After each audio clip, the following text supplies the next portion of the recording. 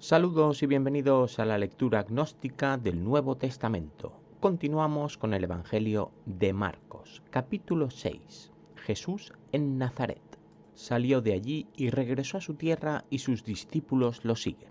En el capítulo anterior leímos de la excursión de Jesús y sus discípulos hacia la tierra de los Gadarenos, a la otra orilla de este mar de Israel. Después de ser expulsados o invitados a marcharse, volvieron supuestamente a Cafarnaúm, según sabemos por lo que habíamos leído en el Evangelio de Mateo. Ahora Marcos nos dice salió de allí, yo entiendo que es justamente de esta ciudad, Cafarnaúm, y regresa a su tierra. Que su tierra sea Nazaret según este Evangelio de Marcos lo podemos imaginar únicamente desde el título, porque este no nos ha dado todavía ningún tipo de información del origen de este supuesto Mesías. Todo lo que sabemos lo sabemos en general por lo que nos contó Mateo. Así que si únicamente nos llegara este segundo Evangelio a nuestras manos, no sería hasta aquí, y porque lo dice el autor, donde conoceríamos el origen de este Jesús. Llegado el sábado comenzó a enseñar en la sinagoga y la mayoría se asombraba al oírlo y decía: ¿de dónde saca estas cosas? ¿Y qué sabiduría es esta que le ha sido dada? ¿Y qué significan estos milagros hechos por sus manos?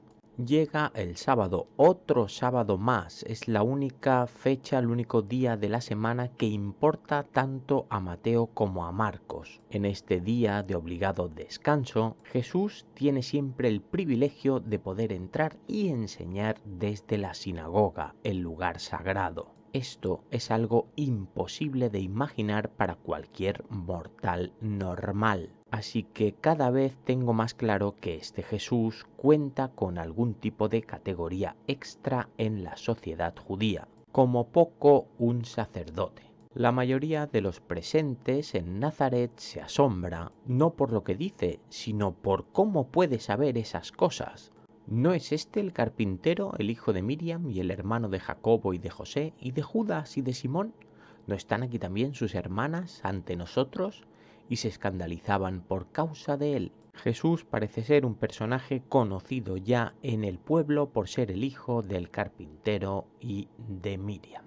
Y Jesús les decía: no hay profeta sin honra sino en su tierra y entre sus parientes y en su casa. Jesús, que sufre en su pueblo lo que suele ocurrir en todos los pueblos del mundo, recrimina a sus vecinos la poca credibilidad que le dispensan. Y no podía hacer allí ningún milagro excepto que sanó a unos pocos enfermos imponiéndoles las manos. Parece que este poder milagroso de Jesús se ve un poco contrariado, según se puede llegar a interpretar aquí, por las malas vibraciones de estos vecinos de su pueblo. Y estaba asombrado por la incredulidad de ellos y así recorría las aldeas de los alrededores enseñando. Jesús, decepcionado por la poca credibilidad de sus conciudadanos, decide recorrer las aldeas vecinas. Misión de los 12 discípulos.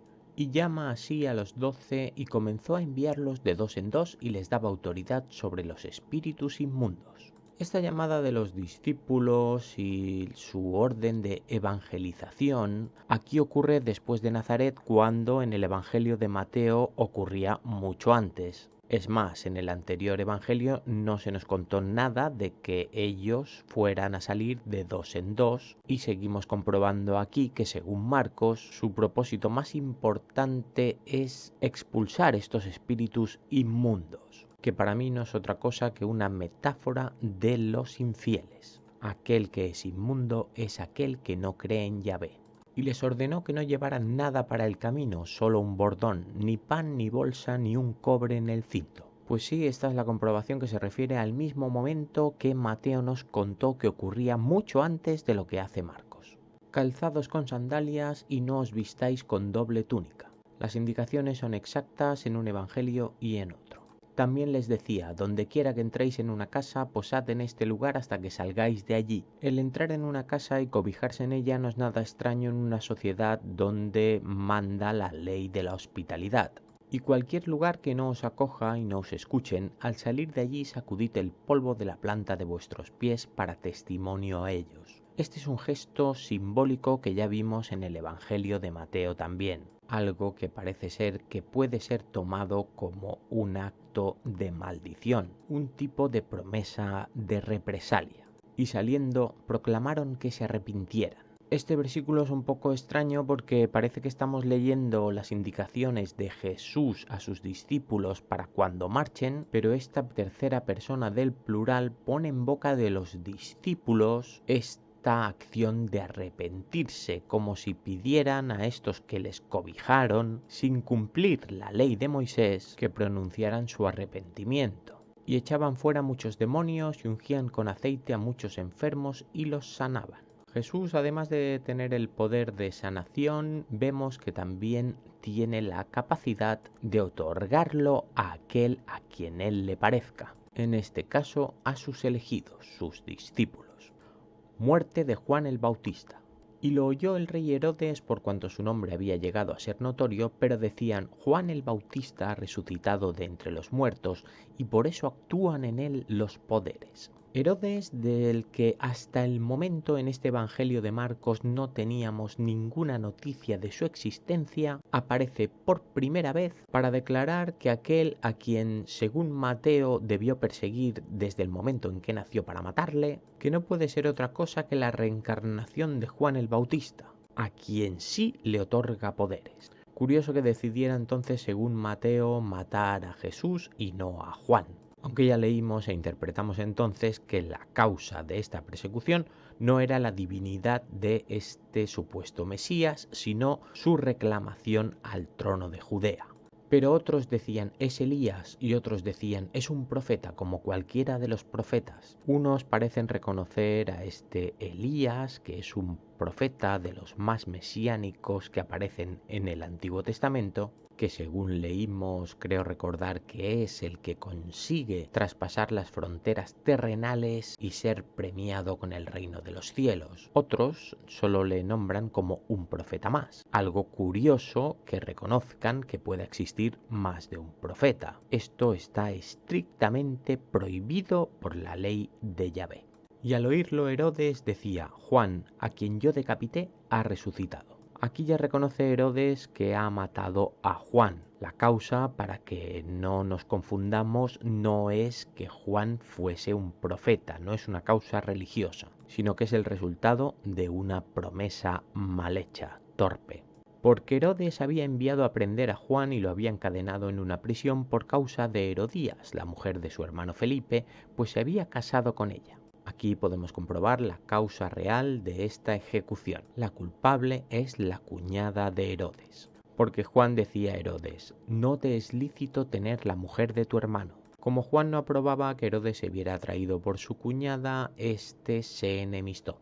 Y Herodías lo aborrecía y quería matarlo, pero no podía. Parece que la atracción es mutua entre cuñados. Porque Herodes, sabiendo que era un varón justo y santo, temía a Juan y lo protegía, y cuando lo oía se quedaba muy perplejo, pero con todo le gustaba oírlo. Aunque por causa de su cuñada Herodes se enemiste con Juan, esto no impide que le reconozca su inteligencia y sus sabios consejos. Sin embargo, llegó un día oportuno cuando Herodes en su cumpleaños hizo un banquete a sus nobles y a sus tribunos y a los principales de Galilea. Nos sitúa Marcos en la fiesta de cumpleaños, donde los que conocemos la anécdota sabemos qué es lo que ocurrirá a continuación. Entró también la propia hija de Herodías, y habiendo danzado agradó a Herodes y a los reclinados a la mesa con él.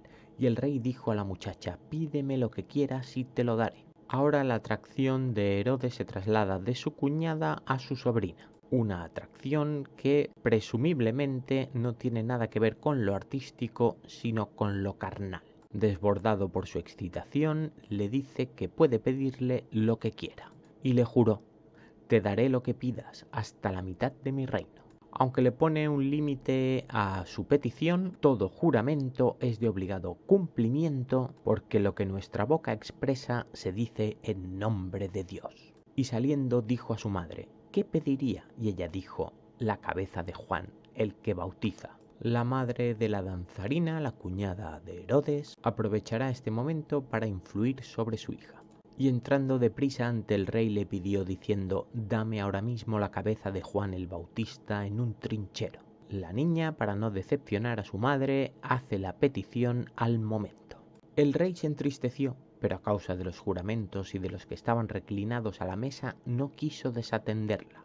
Aquí resulta curioso cómo Marcos, igual que hizo Mateo, justifican con el mismo argumento esta imposibilidad de Herodes de renunciar a su juramento. Cierto, como dije antes, que todo juramento es de obligado cumplimiento, pero también es cierto que la ley de Yahvé indica claramente que no se puede asesinar fuera de los artículos que la misma ley permite. Por lo tanto, según mi interpretación, quien merecía la muerte automática es la cuñada y también posiblemente su hija. Herodes, en cambio, prefiere darle más importancia al juramento que a aquello que pertenece exclusivamente al Creador, la vida humana. Y enseguida envió el rey a un verdugo y ordenó traer su cabeza, y yendo lo decapitó en la prisión. Juan, a quien antes nos ha dicho Marcos que Herodes admiraba, resulta que lo tiene en prisión. La causa la conocemos porque hemos leído el Evangelio de Mateo y es debido a los problemas ocasionados por sus seguidores instigados por las profecías del Bautista.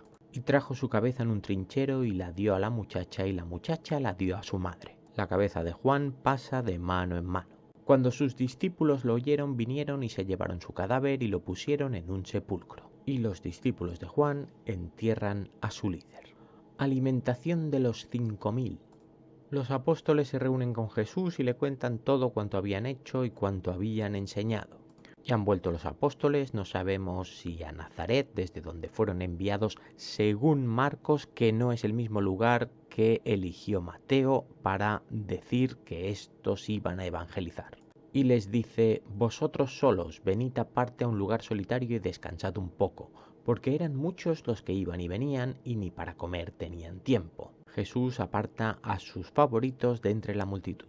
Y se fueron en la barca a un lugar apartado y solitario. Bueno, pues parece que no estamos en Nazaret porque en Nazaret no pueden haber barcas. A Marcos se le ha olvidado en algún momento que han vuelto al lugar desde donde empezó esta evangelización de Jesús. No pasa nada, es un detalle sin importancia. Pero muchos los vieron yéndose y los reconocieron, y a pie desde todas las ciudades concurrieron allá y llegaron antes que ellos. Muchos ven que estos intentan escaquearse y resulta que a pie llegan antes que ellos. ¿A dónde? Da igual, si también le dio lo mismo a Marcos el lugar desde donde empezará la evangelización. Allá donde sea necesario que estén, no os preocupéis, que estarán.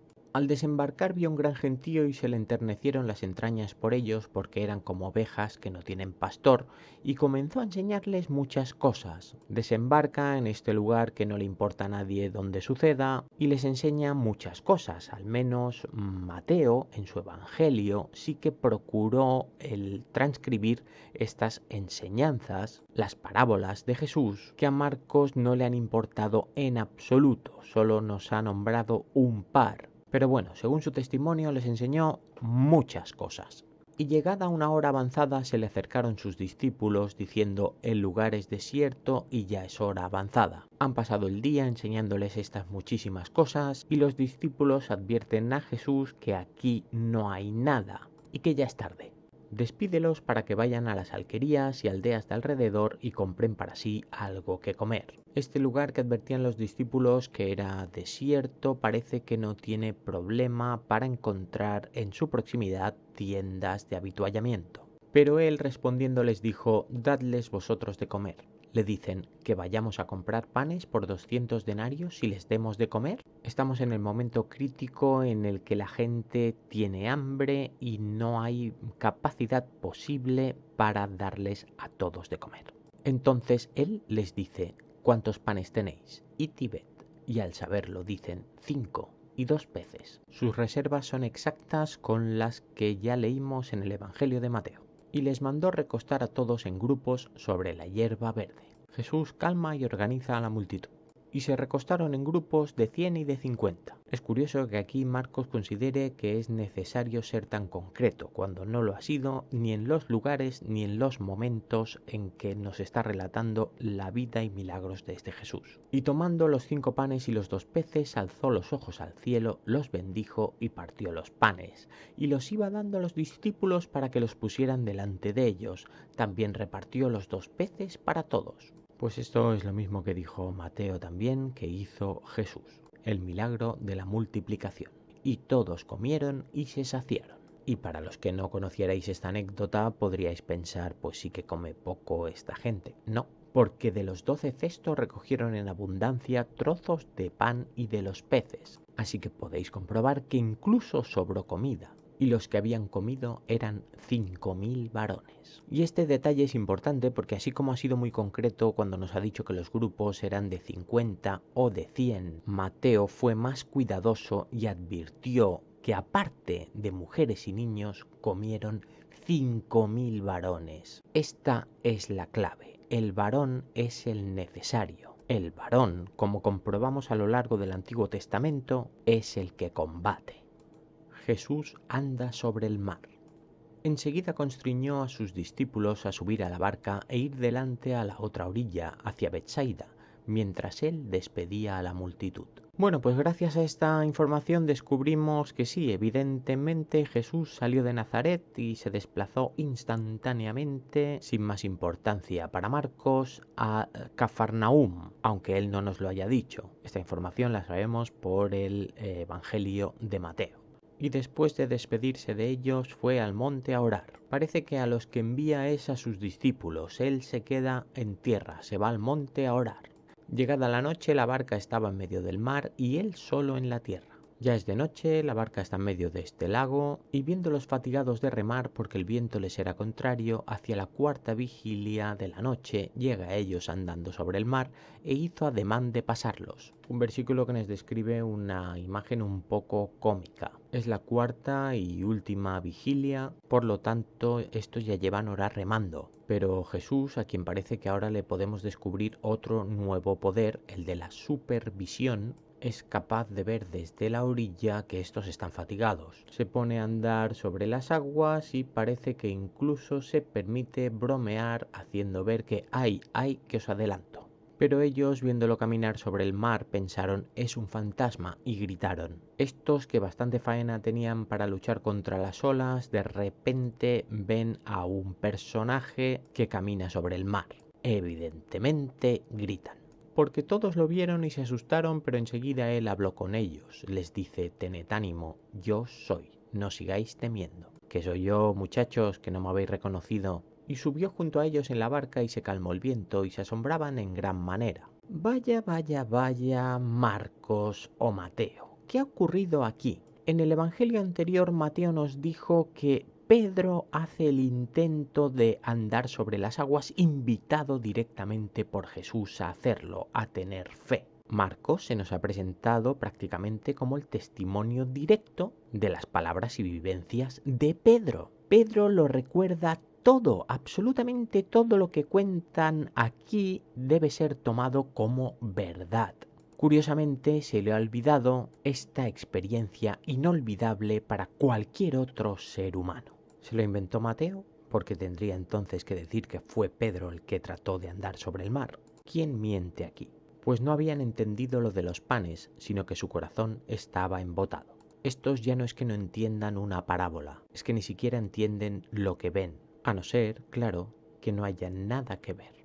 Jesús sana a los enfermos en Genesaret. Si cogemos un mapa podemos comprobar la de tumbos que están dando y el mareo que ocasiona a todo aquel que pretenda seguir el viaje de Jesús. Estos se dirigían a la otra orilla, decía a Betsaida, pero ahora de repente nos encontramos a Genesaret, la misma orilla de la que debieron salir. ¿Qué ha sucedido mientras? Da igual, no importa. Jesús multiplica panes y peces y anda sobre el mar. Acabada la travesía llegaron a tierra en Genesaret y atracaron. Venga, pues da igual cómo han llegado y con qué intención, nos encontramos en Genesaret. Y cuando ellos salieron de la barca, al instante lo reconocieron. Jesús ya es famoso allá donde va, eso sí, no tiene nunca ningún problema ni con soldados ni con legiones. Y recorriendo aquella región comenzaron a llevar en catres a los enfermos a donde oían que él estaba. Todo el mundo sabe y conoce el poder de curación de este personaje. Y dondequiera que entraba, en aldeas, ciudades o alquerías, colocaban a los enfermos en las plazas y le rogaban que al menos pudieran tocar el borde de su manto, y cuando lo tocaban eran sanados. Pues nada, seguimos con esta demostración de la capacidad milagrosa de Jesús, indiscutible para aquellos seguidores de su fe, cuya demostración veraz es lo que nos encontramos escrito en este torpe relato de Marcos. Hasta el próximo capítulo, un saludo.